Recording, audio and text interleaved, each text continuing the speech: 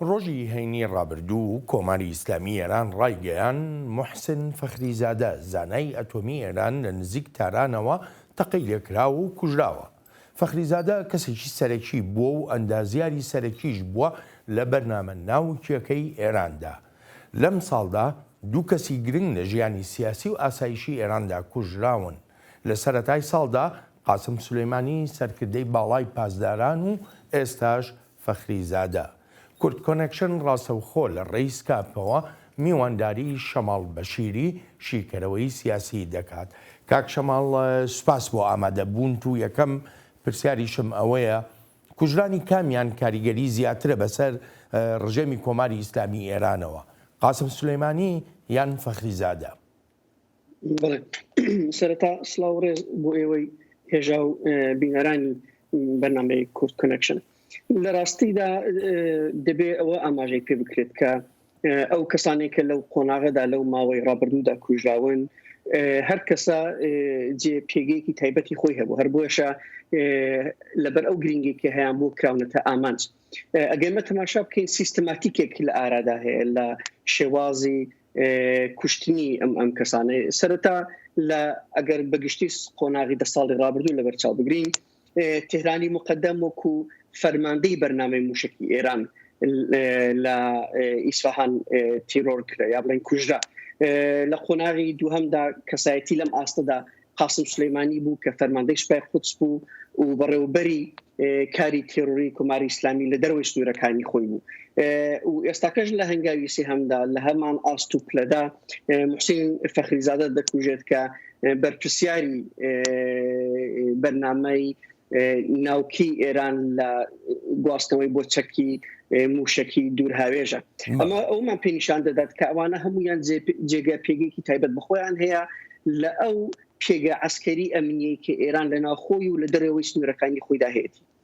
کاک شەماڵ ئەلبەتە لە ئێستادا زۆرمان گوێ لێ دەبێنی لە ڕۆژی 27 مانگەوە لە ڕۆژی هەینی ڕابردووەوە گەورە و بچووکی کاربەدەستانی ئێرانی باز لەوە دەکات کە تۆڵە دەکەنەوە. تۆڵە لە چییە؟ و چۆن چ تۆڵەیەکیان هەیە؟ دەبێت سەرتامە بڵین کە ئەم لێدوانانی کە سەرەتا تا ئێستاکانە دراون زۆر لێدوانی دژبەیەکن، ینی ناکۆکێک تێدا هەیە. ئەمە دەتوانێت جۆرێک ئاماژە بێ بۆ ئەو شڵەژانە، بۆ ئەو پانیکەی کە دەسەڵاتدارانی سیاسی ئەمنی و عسکەری لە ئێران لە دەرەنجامی ئەم کوشتنەدا تێکەوتون. لەلایەکی دیکەوە زۆر بە هاسانی پەنجەی تاوان بەرەو ئیسرائیل چووە و ئەوان ئیسرائیل وەکو لایەنی بەشداربوو ئەمە دەکرێت. ئەمەش لەبەرەوەی کە پێشتر نەتانیاهۆ و کاربەدەستانی دیکە پسپۆڕانی بەشی بەرنامەی ناوکی ئێرانیان کردوتە هەدەف، هەم بە قسەکردن و هەمیش لە پراکتیکدا. هەر بۆیە کە باز لە تۆڵە دەکرێتەوە ئاماژە زیاتر تۆڵەکردنەوە لە دەوڵەتی ئیسرائیلە کە ئێران وەکو دوژمنی استراتیژیکی خۆی لە هەرێمەکەدا دەستنیشانی کردو. بەڵام ئێران هەر بەتەنها ئیسرائیلی گونابار نەکردووە. ئیسرائیلە ئەمریکایە تەنانەت ڕێکخراوی مجاهیدی خەڵقیشی گونابار کرد. ئەمڕۆ پێشەم بەرنمەیە هەواڵەکان ئاماژەیان بەوە دەکرد کە کۆماری ئیسلامی ئێران دەڵێ دەستگای هەواڵگیری وڵاتانی تریش بەشدارن لەم کردەی کوشتنەیە. بێگومان کارێکی ئاوها ڕێکخراوی ڕێکوپێکی سەرکەوتوو، ینی کوشتنێکی بەو شوازە لە ناوجەرگەی ئێراندا، ئەمە پێویستی بە هاوکاریەکی بەفراوانی ئەمنی لە نێوان چەند هێزی جۆراوجۆر دێ. بەڕێوەبردنی کارێک ئەبەو دیقەتەی کە تێدایە و بەو سەرکەوتنەی کە تێدا هەبوو، ینی کەس لە دوای ئەم چالاکیە نەگیراوە و تەنانەت هەتا ئێستاکانەش ناتوانن لەسەر چۆنیەتی ڕوودانی ئەم کوژانە ئەم هێرشە یەکدانە راپۆرتی ڕوون بدرێتە دەرەوە. ئەمە گوزارە لە ئاستێک لە پسپۆڕی و سەرکەوتووی ئەم چالاکیە نیشاندا. بەڵام لە ڕاستیدا ئەم چالاکیە گوزارە جگەلەوەی کە باز لەمە دەکا کە دەبێ چەندین هێزی ئەمنی وڵاتانی جۆراوجۆر تێدا بەشدار بن، لە هەمان کاتیشدا گوزارە لەوە دەکا کە بەڕێوەبردننی کارێکی بەم شێوازە بەبێ هەبوونی کەسانێک لە ناو سیستەم و لە ناو ناوەندەکانی ئەمنی عسکەری و سیاسی ئێراندا ناممکینە.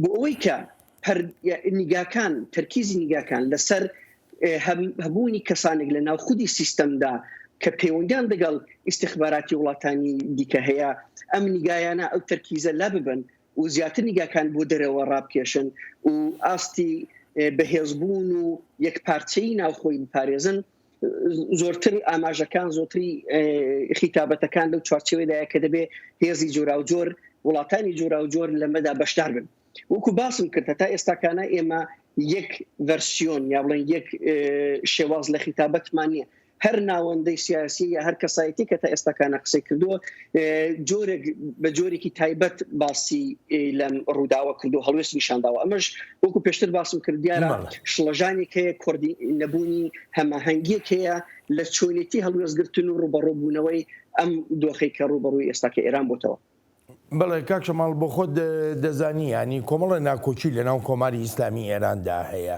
کۆمەڵێک گرفت هەیە لە نێوان ئەم لایەنانەدا ئێمە لە کوژرانەکەی قاسف سلێمانیدا گوێمان لە ڕێبەرانی ئێران دەبووە دەیانگوت ئەم کوشتنە ئێران یەک دەخا ئەی بۆ ئەمەیان چۆن یەکگرتنەوە دەبێت لە ناو ئێرانە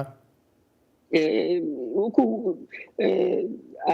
ئێوەگەدارن ئەو کوشتانە هیچەوەی کە تا ئێستاکەنە نەیانتوانیوە ڕیزەکانی ئێران بکاتە یەک تەنانەت ڕۆژ بە ڕۆژ لە نێوان لایەنەکاندا هەڵشتی گەورەتر دێتە ئاراوە هۆکاری سەرەکی بۆ ئەو ناکۆکیانە ئەو قەڵشتانە بۆ دەگەڕێتەوە کە ناسنامەی ئایدۆلۆژی و ماهیەتی ئیدۆلۆژی دەوڵەت لە ئێراندا مەشروعیەتی خۆی لە دەستداوە نەبوونی ئەو مەشروعیەتە ئەو قەیرانە ئابووری سیاسیانی کە لێکەوتوتەوە و ئەو ناڕەزایەتیە گەورەی کە لە ئاستی کۆمەڵگای ئێراندا لە ئارادایە و ئەو قەڵشت و کلێنەی کە لە نێوان کۆمەڵگا و دەسەڵاتی سیاسی لە ئارادا هەیە ئەمە وای کردو کە سیستەم بەگشتی لە قەیرانێکی ماهیەتی ئیدۆلۆژیک و سیاسی دابێ هە لەبەر ئەمەیەکە هەرچەندە ناڕەزایەتی هەرچەندە قەیران لە ئێران زیاتر قوڵتر دەبێتەوە ڕیزەکانی دەسەڵات بەرژەوەندەکانی سیاسی و ئەمنی لە ئێراندا ئەوەندە قوڵ دەبنەوە کە یەکچێتی لە ناو هێزەکاندا هیچ ئەوەی کە کەمتر لە ناو ناچەیە پێگنایە بەڵکو ناکۆکەکان قوڵتر دەبنەوە شەماڵ بەشیری شیکەرەوەی سیاسی لەگەڵ کورد کۆنێکشن بوو کاک شەماڵ زۆر سپاس دەکەم سپاس بێوەش